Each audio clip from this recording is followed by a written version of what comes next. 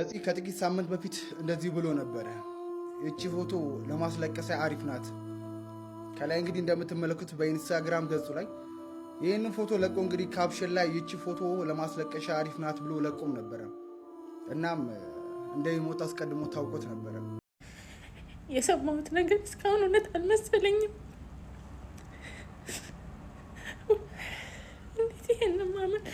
ይሄን እንዴት ማመን ይቻላል?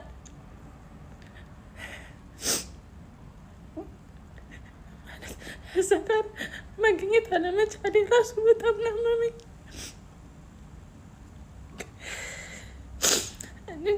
ለቤተሰቦቹ እግዚአብሔር መጽናኛውን ይስጣቸው።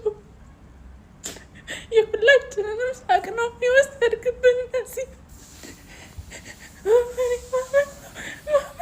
ማለት ነው። ያንተን መቀበል አልችልም ወንድሜ። እዛ ጋር አለመሆኔ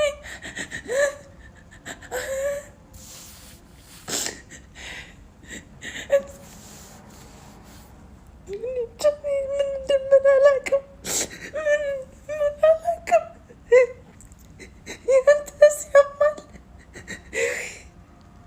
ያንተስ ያማል።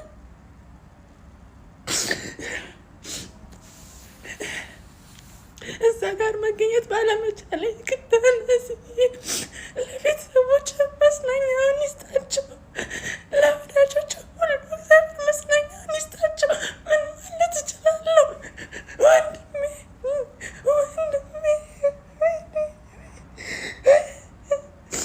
ፊታችን ላይ ፈገግታን ልባችን ውስጥ ደግሞ ትልቅ አክብሮትን የሚጭር አንድ ድንቅ የጥበብ ሰው አለ። ነጻነት ወርቅነህ። ነጻነት ለጥበብ ባለው ፍቅርና በማይደገም የትወና ብቃቱ ለብዙ ዓመታት የኢትዮጵያውያንን ቤት በደስታና በሳቅ ሞልቷል። ዛሬ ስለሱ ስናስብ በምናባችን የሚመጡት እነዛ የማይረሱ ገጸ ባህሪያቱ ናቸው። እስቲ ትዝታችንን ወደ ኋላ መለስ እናድርገው። የትዝታ ማህደር ከሲቲ ቦይስ እስከ ቾምቤ። በሲቲ ቦይስ ፊልም ላይ ያሳየን ያ የአራዳነት ወግ፣ ቅልጥፍና፣ በሳል ነግራት ውስጥ የነበረው ጥልቅ ስሜት ዛሬም ድረስ እንደ አዲስ በህሊናችን ይመላለሳል። ነጻነት በስራዎች ውስጥ ተራ ተዋናይ ሳይሆን የሚወክለውን ገጸ ባህሪ ተላብሶ የሚኖር የጥበብ ሰው ነበር። በተለይ ደግሞ ኤፍቢአይ እና ቾምቤ ሲነሱ የማይስቅ የማይደሰት የፊልም አፍቃሪ ያለ አይመስልም።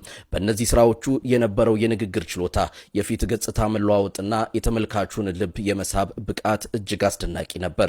የአንቺው ሌባ 2 እና ሚስተር ኤክስ ደግሞ የነጻነትን ሁለገብ ተሰጦ በጉላ ያሳዩልን ስራዎቹ ናቸው። ነጻነት ወርቅነህ በቃላት የማይገለጽ ተሰጦ ነበረው። ኮሜዲ ሲሰራ ከልባችን ያስቀናል። ቁም ነገር ሲያወራ ደግሞ ጆሮአችንን ሰተን እንድንሰማው ያደርገናል። እሱ የሰራቸው ፊልሞች ዝም ብለው የሚታዩ ሳይሆኑ ከቤተሰብ ጋር ሆነን የምንግባባባቸው፣ የምንወያይባቸውና በየመሃሉ የምንጠቅሳቸው የትዝታ ድልድዮች ናቸው። ዛሬ በአካል ቢለየንም ጥሎልን የሄደውን የጥበብ አሻራ ግን ሁሌም ሕያው ሆኖ ይኖራል። ያ ፈገግታው፣ ያ ጨዋታውና ያ ድንቅ ብቃቱ በኢትዮጵያ የጥበብ ሰማይ ስር እንደደመቀ ይቆያል። ጥበብ አትሞትም፣ የጥበብ ሰውም በስራዎቹ ዘላለም ይኖራል። በድጋሚ ለተወዳጁ አርቲስት ነጻነት ወርቅነህ ነፍስ ይማር። ለቤተሰቦቹ፣ ለወዳጅ ዘመዶቹና ለመላው አድናቂዎቹ መጽናናትን እመኛለሁ። መልካም የሥራ ዘመን ነበር ያለው። በአሁኑ ሰዓት የብዙ ኢትዮጵያኖች ምኞት ምነው ይህ የሰማነው ዜና ውሸት በሆነ የሚል ምኞት ነው ያለው። የኔን ጨምሮ የብዙዎቻችን ምኞት ነው ነበረ ብዬ ራሱ መናገር በጣም እየከበደኝ ነው። የብዙዎቻችን ስሜት ነው ብዬ አስባለሁ በአሁኑ ሰዓት እና እውነት እላችኋለሁ አሁን ስልኬን ራሱ ማየት ከብዶኛል። ከ2 ሳምንት በፊት ነበር ዲሴምበር ወር ውስጥ ወደ ዲሴምበር 20 አካባቢ ነበር የሱን ደስታ ለመካፈል በዚህ ኢቨንት ላይ የተገኘሁትና ቪዲዮን ገና ኦዲዮ ገብቼ ኤዲት አድርጌ ያልጨረስኩትም ገና ፖስት የሚሆን ቪዲዮ ነበረ። በዛን ወቅትም ነጻነት እዚህ ኢቨንት ላይ ለመገኘትና አምባሳደር ለመሆን ሲመጣ የነበረው ኢነርጂ እንደ ድሮ ነበር። በጣም ኢነርጂው የሚገርም ነበር። ሁላችንም እያሳቀን ነበር በጊዜው። እናም ከአልቲማ ሪል ስቴት ጋር የአምባሳደርነት ፊርማውን ሲፈጽም ይህንን ቃል ተናግሮት ነበር። ላሳያችሁ።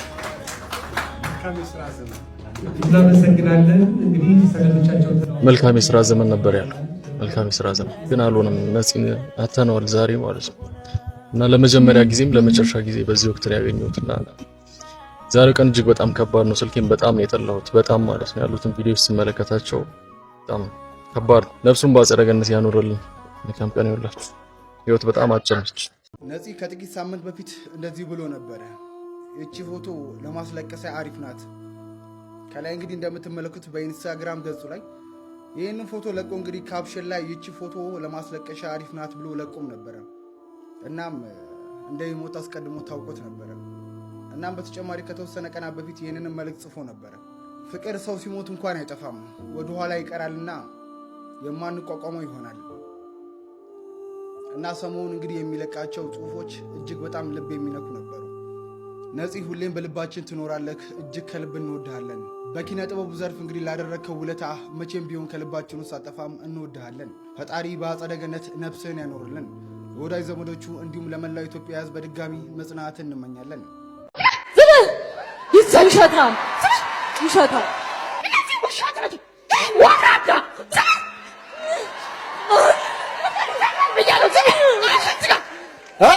እንዴት ውሾች ሆኑ? እነዚህ ወራዶችን አሳፈሩ። ዛሬ አሳፈሩ። ወራዶች እናንተ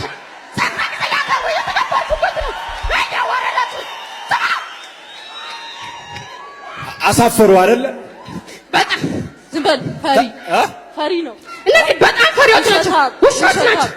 አያውቁም እራሱ ማን እንደሆነ አያውቁም። እኔ ማን እንደሆንኩ አያውቁም። እኔ መሰልኩ ታቦት ሰዋጣ የነበረው ዝም ውሸታም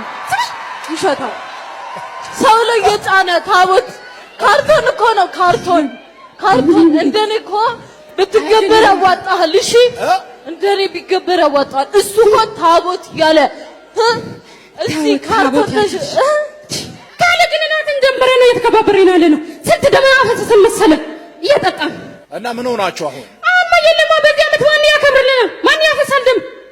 ማን አለ? የለንማ። ስለሌለን እኮ ነው እነዚህ ሁላ ያዘን። ደም ነው የምትፈልጉት? በዓለም ዙሪያ ያላችሁ ኦርቶዶክሳውያን አካውንቴ እንደ ድሮ አይደለም ታውቃላችሁ፣ እየተንቀሳቀሰ ስላልሆነ ሁላችሁም 5 ጊዜ ኮፒ ሊንክ ሼር አድርጉልኝ። በተቻላችሁ መጠን ደግሞ አካውንቴ ውስጥ የገባችሁ ኮፒ ሊንክ አድርጉልኝ። ትልቁ ዓላማው ምንድነው ነው? ፕሮቴስታንቶች ማንን አታክ ሳያደርጉ መድረካቸው ላይ ማገልገል አይችሉም። አንዲትን ቅድስት ንጽሕት የሆነችን ኦርቶዶክስን ሳይነኩ አታክ ሊያደርጉ አይችሉም። እሱን እመጣበታለሁ። የመጀመሪያ ጥያቄ አጋንንት ከአጋንንት ጋር ኢንተርቪው ያደረገ በመጽሐፍ ቅዱስ ማን ሐዋርያ አለ? ወይም ደግሞ አጋንንትን ከአጋንንት ጋር ኢንተርቪው ያደረገ የቆየ የትኛው ነብይ ነው? ከዚህ ጋር በተያያዘ ፕሮቴስታንት ቤት ውስጥ እያየን ያለ ነው፣ በክራይስት አርሚ በእዩ ጩፋ ቸርች እያየን ያለነው ነገር ምንድን ነው? አጋንንት ምን ያደርጋል? ኢንተርቪው ይደራረጋል። ቀጥሎ ታቦትን ሲጠሩ ነበረ፣ ታቦት ስትሸከም ነበረ። በየትኛውም በቤተክርስቲያን ሕግ መሰረት ወይም ደግሞ በኦርቶዶክሳዊ አስተምህሮ የትኛውም ሴት ካህን ሆና ታቦትን ተሸክማ አታውቅም። እዚህ ጋር አጋንንቱ እየጮኸ ወይም ደግሞ እየለፈለፈ ያለው በሴቶች ላይ ነው። ስለዚህ አጋንንት ከሆነ የመረም ሰይጣን ከሆነ ሴት ልጅ ካህን ሆና ታውቃለች ወይ? የትኛዋ ሴት ታቦት ተሸክማ ታውቃለች ወይ? ይህንን እውር እንኳን ሊመሰክረው የሚችል ነው። ቤተክርስቲያን እንደ ቤተክርስቲያን ካህን አድርጋ የምትሾመው ወንድ ልጅ ነው። ቀጥሎ ደግሞ በክህነት ብቁና ሊቅ የሆኑት ደግሞ የክርስቶስ ኢየሱስን ክቡር የሆነውን ስጋ ደሙን መፈተቻ የሆነውን ቅዱሱን ቴብል ወይም ደግሞ ታቦት ብለን የምንጠራውን በአዲስ ኪዳን እሱን ይዘው ይወጣል። ዞሮ ዞሮ በዓመት ወይም ደግሞ ዓመት ላይ የሚሰዋ ወይም ደግሞ የተሰዋ ኢየሱስ የለንም እኛ። እናንተ ዓመት ለዓመት የምትሰውት ሊኖር ይችላል። ቀጥሎ ደማን ያፈስልናል ይላል። እያወራ ያለው መንፈሱ ነው። በእዩ ጩፋ ድራማ መሰረት መንፈሱ እኛ ለዓመቱ ገብርኤል የሚሆን ለዓመቱ ማርያም ወይም በየዓመቱ ልናከብረው የምንችለው ሰዓት ላይ የምንሰዋው መስዋዕት የለንም። ክርስቶስ ኢየሱስ ለአንዴ ራሱን መስዋዕት አቅርቦ ራሱ መስዋዕት ሆኖ ራሱ መስዋዕት አቅራቢ ሆኖ ለእኛ ምን ታርዶልናል። ፋሲካችሁ ክርስቶስ ኢየሱስ ታርዷልና ስለሚል ይህ የቤተ ክርስቲያን አስተምህሮ አይደለም እና ቤተ ክርስቲያንን ከመተቸትና ከመስደብ ይልቅ ኦርቶዶክስን ማወቅ ይቀድማል ብዬ አስባለሁ። ኦርቶዶክስ ተዋሕዶ ለዘላለም ትኖር። እዩ ጩፋ ግን እጅህን ከዚች ከአንዲቷና ከቅድስት ከሆነችዋ ቅድስት ቅዱሳንን ከምታስገባዋ ከአንዲቷ ሃይማኖት ከእምዬ ኦርቶዶክስ ላይ እጅህን አንሳ። ኢየሱስ ክርስቶስ ለዘላለም ጌታ ነው፣ ጌትነቱንም የምትመሰክር ናት። ስለዚህ ኦርቶዶክስ ተዋሕዶ ለዘላለም ትኖር። ይህን ቪዲዮ ሼር